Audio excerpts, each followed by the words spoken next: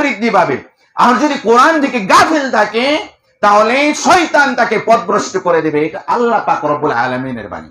শুধু তাই নয়, আল্লাহ পাক রব্বুল আলামিন বলছেন, ওয়ামান আরাদা আন যিকরি ফাইন্না লাহু মাঈশাতান যানকা ওয়া নাহশুরুহু ইয়াওমাল কিয়ামাতি আ'মা ক্বালা রাব্বি লিমা হাশারতানি আ'মা ওয়া ক্বাদ কুনতু বাসীরা ক্বালা কাযালিকা আতাতকা আয়াতুনা ফানাসিতাহা ওয়া কাযালিকাল ইয়াওমা তুনসা। ওয়ামান আরাদা আন যিকরি, যে ব্যক্তি আমার স্মরণ থেকে, আমার এই তেলাওয়াত থেকে, আমার কোরআন থেকে বিমুখ হবে, আন যিকরি ফাইন্না লাহু মাঈশাতান যানকা ওয়া নাহশুরুহু ইয়াওমাল কিয়ামাতি আ'মা, তার প্রথম শাস্তি হচ্ছে দুনিয়ার এই জীবন তার জন্য সংকুচিত হয়ে যাবে। যেখানেই যাবে সেখানেই হতাশা, যেখানেই যাবে সেখানেই তার বিপদ, যেখানেই যাবে সেখানেই তার জন্য বালা মুসিবত, বিপদ আপদ, তার জন্য দুনিয়ার এই জীবন সংকুচিত হয়ে যাবে। ওয়া নাহশুরুহু ইয়াওমাল কিয়ামাতি আ'মা, দুনিয়ার জীবন সংকুচিত হয়ে যাবে। কিয়ামতের জীবন বা পরকালীন জীবন, কিয়ামতের পরে আল্লাহ পাক রব্বুল আলামিন বলছেন কিয়ামতের দিন তাকে দুনিয়ার সকল মানুষ রব্বুল আলামিনের কাছে উপস্থিত হবে। তবে যারা কোরআন থেকে গাফেল, যারা কোরআন তেলাওয়াত করে না, কোরআন তেলাওয়াত বুঝে না, বুঝতে চায় না, কোরআনের যারা বিরোধিতা করে, ওদেরকে আল্লাহ পাক রব্বুল আলামিন অন্ধ অবস্থায় উঠাবেন। কি অবস্থায়? অন্ধ অবস্থায়। ওদের চক্ষু থাকবে, ওদের আমল আখলাক, পাপের যে আমলগুলো সেগুলো তারা দেখতে পারবে, কিন্তু মূলত তাদেরকে তারা অন্য কোনো ভালো কোনো পথ তারা দেখতে পাবে না। ইয়াউমাল কিয়ামাতি আ'মা, তারা কিয়ামতের দিন চক্ষু অন্ধ অবস্থায় উঠবে। ক্বালা রাব্বি লিমা হাশারতানি আ'মা ওয়া ক্বাদ কুনতু বাসীরা, যাদেরকে অন্ধ অবস্থায় উঠানো হবে তারা বলবে, ইয়া আল্লাহ, আমাদেরকে কেন অন্ধ অবস্থায় উঠানো হলো? আমরা তো দুনিয়ার বুকে চক্ষু ছিল আমাদেরকে। রব্বুল আলামিন, তুমি তো আমাদেরকে দুনিয়ার বুকে চক্ষু দিয়েছিলে, সেই চক্ষু দিয়ে অনেক কিছুই করেছি, সব কিছু করেছি, ভালো মন্দ সবকিছু করেছি, কিন্তু আজকে কেন আমাদেরকে অন্ধ অবস্থায় ওঠানো হলো? ক্বালা রাব্বি লিমা হাশারতানি আ'মা ওয়া ক্বাদ কুনতু বাসীরা, আল্লাহ পাক রব্বুল আলামিনের কাছে তারা প্রশ্ন করবে, আজকে কেন আমাদেরকে অন্ধ অবস্থায় ওঠানো হলো? আল্লাহ পাক রব্বুল আলামিন উত্তর দিবেন, ক্বালা কাযালিকা আতাতকা আয়াতুনা ফানাসিতাহা ওয়া কাযালিকাল ইয়াওমা তুনসা। এটা এজন্য যে দুনিয়ার বুকে তোমাদেরকে আমি কোরআন দিয়েছিলাম, তোমাদেরকে হেদায়েত দিয়েছিলাম, তোমাদেরকে সঠিক পথে পরিচালনা করার জন্য যে বাণী আমি দিয়েছিলাম, সে বাণী থেকে তোমরা গাফেল ছিলে। সে বাণী কোনোদিন তোমরা তাকিয়ে দেখো নাই, কোনোদিন তোমরা বুঝে দেখো নাই, পড়ে দেখো নাই। এই জন্যই তোমাদেরকে আজকে অন্ধ করে ওঠানো হলো। শুধু তাই নয়, আজকে তোমরা যেরকম পবিত্র কোরআনুল কারীম থেকে দুনিয়ার বুকে ভুলেছিলে, আমিও আজকে তোমাদেরকে বলে গেলাম।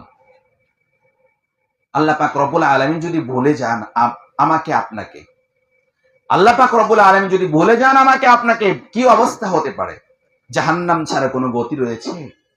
জাহান্নাম ছাড়া কোনো গতি নেই। সম্মানিত উপস্থিতি, এজন্য আমাকে আপনাকে প্রত্যেককেই, মূলত রমজান মাস যেহেতু কোরআন নাজিলের মাস, কোরআন নিয়ে আলোচনা করলাম। কোরআন সর্বপ্রথম আমাদের প্রত্যেকের জন্য ফরজ কি? ইকরা বিসমি রাব্বিকাল্লাযী খলাক। প্রত্যেকের জন্য, যার জ্ঞান রয়েছে, বিবেক রয়েছে, মেধা রয়েছে। আপনি বলবেন আমার জ্ঞান নাই, আমার বুদ্ধি নাই, আমার কোরআন মাথায় ধরে না। সব কিতাব ধরে, আপনার সব হিসাব আছে, ব্যবসা বাণিজ্য। আপনি একদিনে না পারলেন, আপনাকে কে বলেছে একদিনে শেখার জন্য? একদিনে না পারলেন, আপনি 1 মাস পড়েন, 1 বছর পড়েন, চেষ্টা করেন। আপনাকে চেষ্টা থাকতে হবে। আপনি যদি তারপরেও যদি না পারেন, অন্তত পক্ষে বাংলা অনুবাদ গুলো করার চেষ্টা করেন। কোরআনে কি আছে, কি বাণী আছে, কি বলেছেন আল্লাহ পাক রব্বুল আলামিন জীবনকে পরিচালনা করার জন্য, পরিবারকে পরিচালনা করার জন্য, সমাজকে পরিচালনা করার জন্য, পরকালের মুক্তির জন্য পবিত্র কোরআনুল কারীম কি রয়েছে? আপনার মাথায় আরবি ধরে না, না ধরলো, চেষ্টা করেন। প্রথম কথা হচ্ছে আপনাকে চেষ্টা করতেই হবে, মৃত্যু পর্যন্ত আপনাকে চেষ্টা করতে হবে। আপনি বলবেন 2-4 দিন চেষ্টা করেন, না আমার মাথায় ধরে না, না।